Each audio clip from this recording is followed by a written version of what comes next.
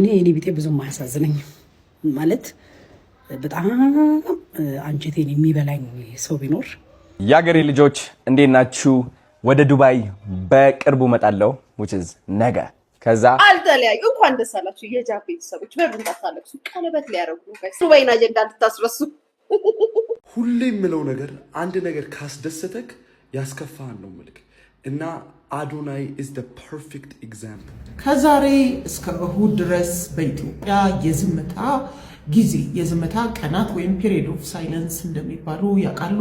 እንዴት ነው? ቼኪኔ 3 ሰዓት ነው ቻይና ልሄድ። ኧረ እባክሽ ናፍቆት ሰፖርት ላርጋት ብዬ ነው እንጂ ማርያምን አውቄ አይደለም። በቃ እኔ የዚሽ ልጅ የልጆቿ ልደት ነበረ ስንጫወት ቆየና ልሂድ ስላት እኔ ማለት ነው ለምን ተአምር አይፈጠርም? በዚህ ጋር ቀርቶ ለምን በዚህ ጋር ልታረድም? ልጆቼን ለሰራተኛ ሰጥቼ በተአምር አልወጣም። እንዲ ዞር እንኳን። ሰላም ውድ ሀገሬ ልጆች እንዴት ናችሁ? ዛሬም እንደተለመደው ከሶሻል ሚዲያ አነጋጋሪና ወቅታዊ የሆኑ ቪዲዮችን ይዤላችሁ መጥቻለሁ። ለማታቁኝ ሰዎች ኢሱ እባላለሁ። ለዚህ ቻናል አዲስ ከሆናችሁ ላይክ፣ ሰብስክራይብ ማድረጋችሁን እንዳትረሱ። እንደሚታወቀው በትላንትናው ዕለት አዶናይና ጃኒ በይፋ መለየታችንን ልናሳውቅ እንወዳለን ብለው ነበረ። ግን አሁን እየተሰማ ያለው ነገር ሌላ ነው። እንዳልተለያዩና በዱባይ ቀለበታቸውን ሊያስሩ እንደሆነ እየተነገረ ይገኛል። እስኪ እሱን ቪዲዮ ላሳያችሁ። አልተለያዩ እንኳን ደስ አላችሁ የጃፕ ቤተሰቦች። በምን ታሳለፉ? ቀለበት ሊያረጉ ነው ጋይስ። ቀለበት ሊያረጉ አውቀው ከዛ ሰርፕራይዝ አያምሩም። በሀበሻ ሰርፕራይዝ ይሄው ሀበሻ ጋይስ ነገር ስትነግሩ እየየ እኮ ነው እየየ ማለት ሰማችሁ? የጃፕ ቤተሰቦች እንዳታለቅሱ፣ ቀለበት ሊያረጉ ነው። ቀለበት ማለት ቀለበት ያው እንደዚህ ተንበርክከው ምናምን እንደሚያዘጋጁት እንደዚህ ምናምን አላወቀባ እንደዛ ሊያረጉ ነው። ሪንግ ሊያረግላችሁ ነው ጋይስ። አውቀው እናንተን ሊያስወቧችሁ ሊያስለቅሷችሁ ሊያስብላችሁ እንዳታለቅሱ አውቀው ነው። አልተለያዩ ቢለያዩ ራሱ እኛ እንለቃቸው ወይስ እኛ እንለቃቸው?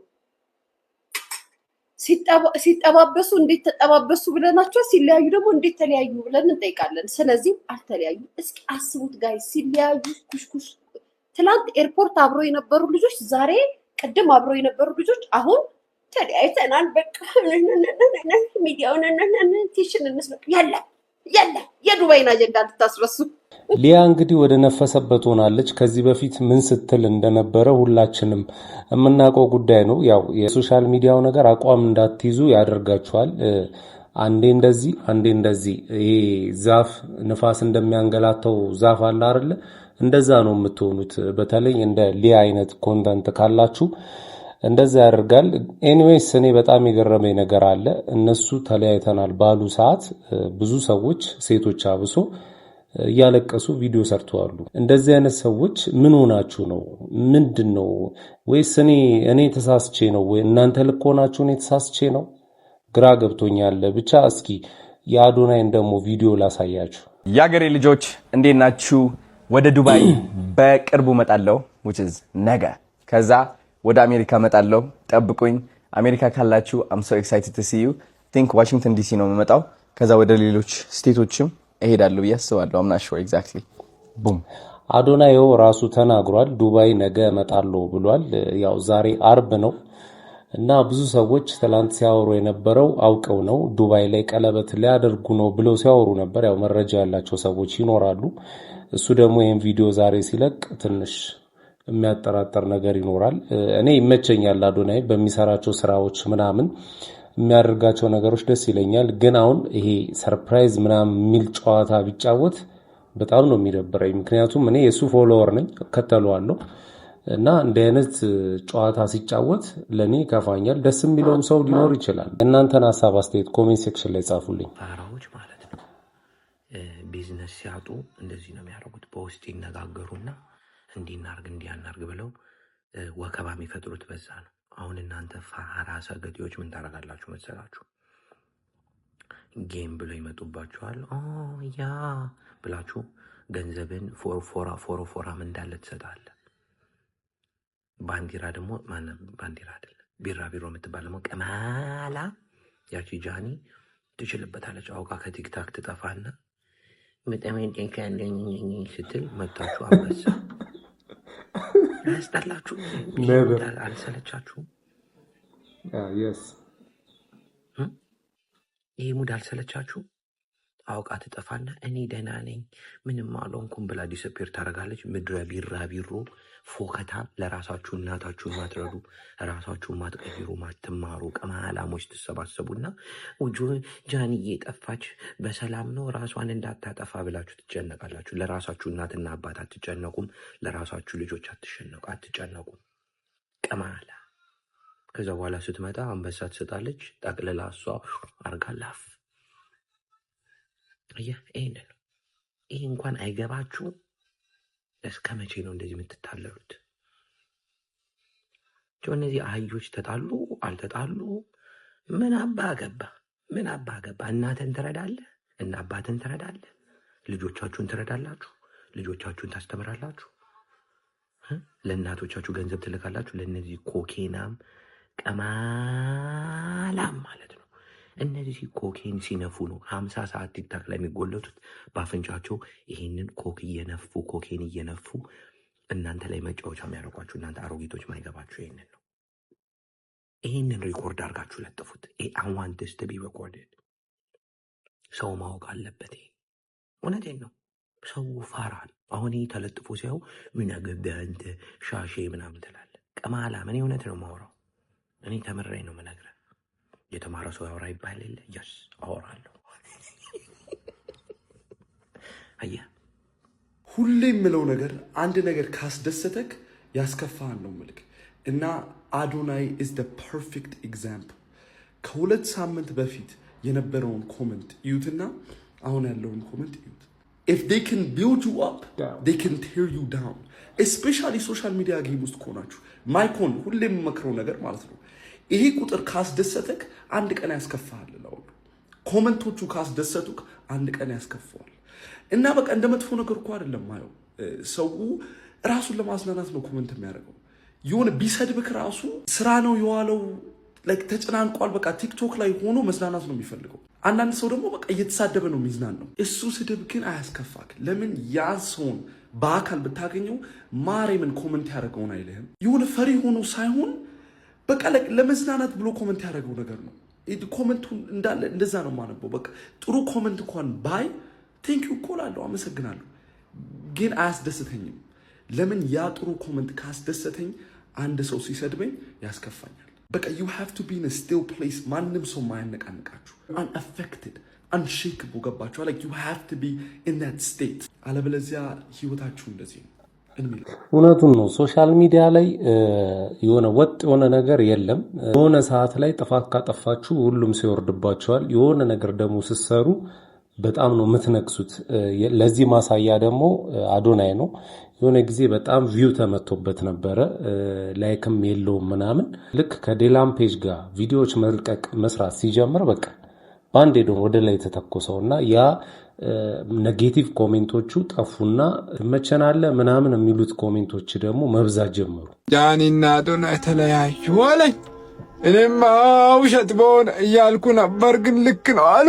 አንቺም ወደ ሽንት ቤትሽ እኔም ወደ ባዝሊኔ ተባብለው በቃ ተለያዩ። ወደ መከራዬ ወደ መከራዬ። ዛሬ ጁማ ነው አይደል? ቅያማ ሊቆም ነው መሰለኝ። በቃ እኔ እኮ ግራ ገባኝ። ምን ልሁን? ሌሊቱም ሙሉ ሳለቅስ አድሬ አሁን ሲያባራልኝ ጊዜ ነው ወደ እናንተ የመጣሁት። ምን ይሻላል? አዶናይ ከጃኒ እናንተም ጋር መለየት አለ ወይ? እናንተም ጋር ፍቻ አለ ወይ? ንገሩኝ ንገሩኝ ንገሩኝ ንገሩኝ ንገሩኝ። እሺ ሰላም ነው አለ እግዚአብሔር ይመስገን። ሰሞኑን ሞል ላይ ሱቅ ያለን ሰዎች ያለንበት ሁኔታ ለጥፈናል።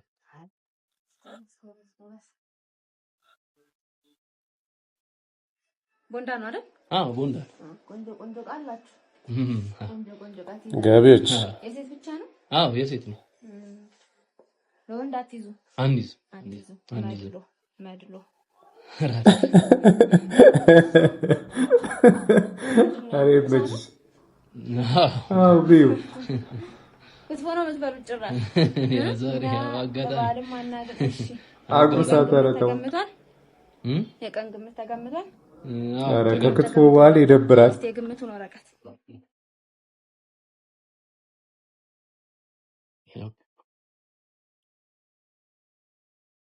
ቤት ኪራይ ውል አለ አለ። እስኪ ቤት ኪራይ ውል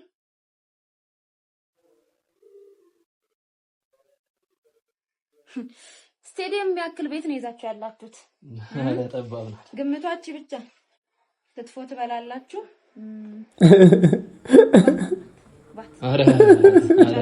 አረ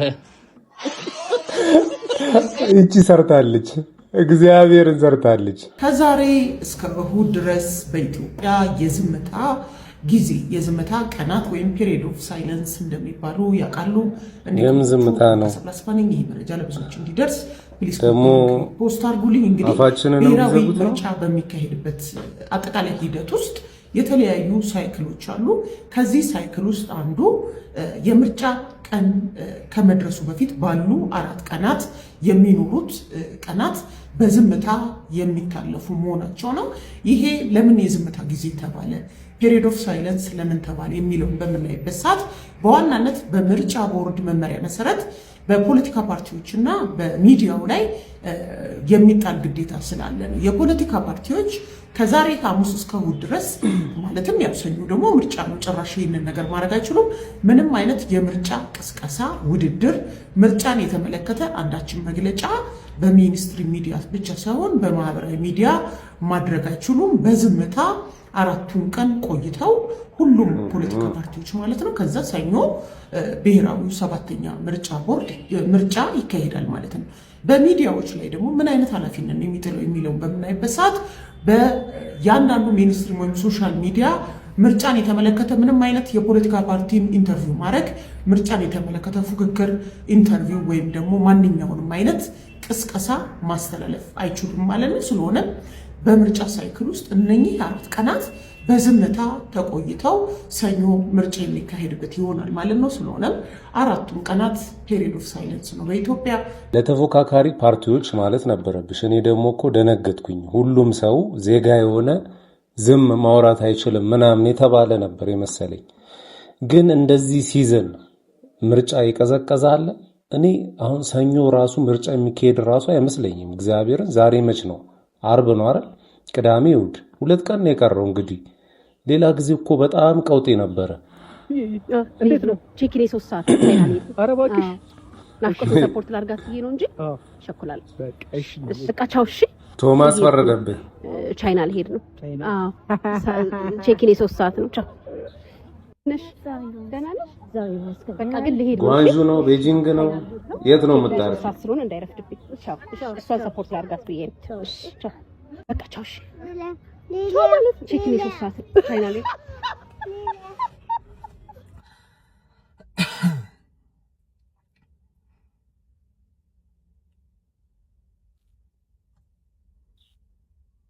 አውራ በእናትህ እንዴ!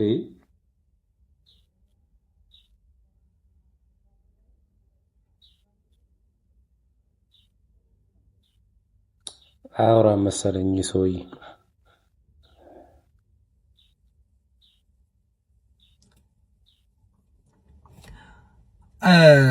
ይደርስሻል፣ ይሄ ቪዲዮ ይደርስሻል እርግጠኛ ሆኜ።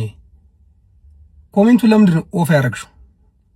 እንዳትሰደብ እዚህ ጋር ሐሳቤን ኮሜንት ላይ አስፍሬልሽ ልወጣ ነበር። እኔ ኮሜንቱን ስከፍተው ኦፍ አድርገሽዋል። ኮሜንቱን ኦፍ ያደረግሽበት ምክንያት የሰራሽው ቪዲዮ ልክ አይደለም።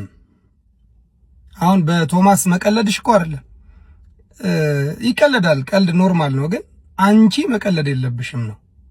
አንቺ ወይ አርቲስት ነሽ ወይ ጋዜጠኛ ነሽ። አሁን ኮሜንቱን ኦፍ ስታደርጊው እኔ መጥቼ እዚህ ጋር ቪዲዮ ሰራ የለ፣ ከዛ ሰዎች ደግሞ መጣው ኮሜንት ላንቺ ነው የሚጽፉት፣ ለኔ አይደለም። ከዛ ኮሜንት ሲጽፉ ትመጪና ታነቢዋለሽ። ከዛም በምታነቢው ኮሜንት ሊደብርሽ ይችላል። አይ በቃ ኮሜንቱን ኦፍ ከምታደርጊ ቪዲዮ አንተ ወስብሰሽ አስቆሽ ምናምን ሰርተሽ ይሆናል። ልክ የሆነ ደስ የማይሉ ኮሜንቶች ስታይ ልክ አይደለም እንዴ ብለሽ ነቃ ደንገጥ በቪዲዮ ኦፍ ይደረጋል። እናንተ ጋዜጠኞች ናችሁ፣ የአርቲስቶች ናችሁ። ህዝቡ ላይ መቀለድ አትችሉም። እኔ እኮ መብቴ ነው ቶማስ ላይ መቀለድ መብቴ ነው። ግለሰብ ነኝ እኔ። የሆነ ሰው መጥቶ መቀለድ፣ ሜመሮች መቀለድ ምናምን መብታቸው ነው። እናንተ ግን አትችሉም። እውነት አትችሉም። እናንተ እንደዚህ አይነት ቀልድ መቀለድ በቀሎች የቀዛ ሆናችሁ ትስቃላችሁ ምናምን እንጂ የሆነ ሰው ሲፎገር የሆነ ሰው ሲሰደብ ምናምን መታችሁ መሳቅ ማንጓጠጥ ምናምን እናንተ አትችሉ። ሰሞኑን እንግዲህ ቶማስ ላይ በጣም ብዙ ሰዎች ሙድ ሲይዙ ነበረ። አንዳንዱ ቻይና ሌር ነው ይላል፣ አንዳንዱ በቃ ቻው ሽንት ቤት ሌር ነው በቃ እሱን ሰፖርት ላርገው ብዬ ነው ምናምን ኮሜንት ላይ ሁላ ሙድ እየያዙ ነበረ። በቃ አንተን ሰፖርት ላረገ ብዬ ነው ስክሮል ላረገው ነው ምናምን የሚሉ ኮሜንቶች ሁላ ነበሩ። ያው በናፍቆት ነው መሰለኝ ስሟ። ይሄ ነገር አይጠበቅም፣ ምክንያቱም እሷ ጋዜጠኛ ወይ ደግሞ አርቲስት ስለሆነች ማለት ነው። እሷም ይቅርታ ጠይቃለች። እስኪ እሱን ቪዲዮ ደግሞ ላሳያችሁ። ማርያምን አውቄ አይደለም በቃ እኔ የዚሽ ልጅ የልጆቿ ልደት ነበረ ስንጫወት ቆየና ልሂድ ስላት የት ልትሄጂ ነው ብሎ እዛው ጋር መፈጋገር ተጀመረና ቃሉ እኔም እንደዛ ያልኩት ምንም እንትን አይደለም ኢንቴንሽናሊ ለመጉዳት ምናምን ሳይሆን የጨዋታ እኔ እንደዚህ አይነት መልክ እንዳለው በቃ ሰራ ነበር። ግን ትልቅ ነገር አታድርጉ። ትልቅ ጥፋት አይደለም። ጨዋታ ነው። ትሬንድ ነው የሚባለው። ትሬንድ አዎ just having fun ነው። አፍሮ የኖርማል ነው። ልክ ነው። እና ግዝልኝ ነው ልግዛልሽ ከሆነ ደስ ይለኛል።